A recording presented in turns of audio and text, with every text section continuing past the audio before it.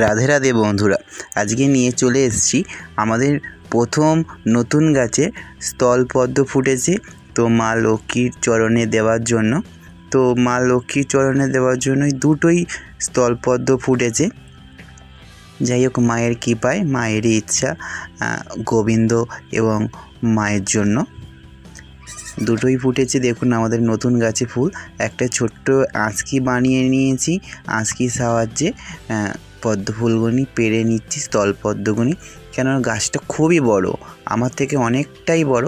তো ডাল ধরে টানলে ডালগুনি ফট করে ভেঙে যাবে, জন্য ছোট্ট একটা আঁচকি বানিয়ে নিয়েছি। আঁচকি দিয়ে ফুলগুনি পেরে নিচ্ছি কিভাবে দেখুন। এখন ফুলটা তুলে নিলাম। আরও একটা আছে, এই প্রথম ফুটেছে, একটা গাছেই ফুটেছে, তো দুটো স্থলপদ্ম ফুটেছে। আর একটা পেরে নেব।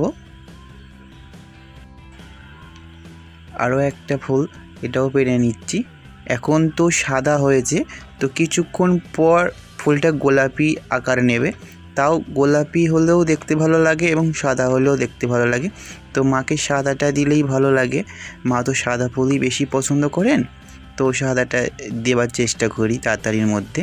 তো মাকে দিয়ে দিলে এবার মায়ের যে শাড়ি পরে আছে গোলাপি কালার, তো গোলাপি কালারের সাথে মায়ের সাদা গোলাপি ফুলটাও, রঙটাও চুজ করে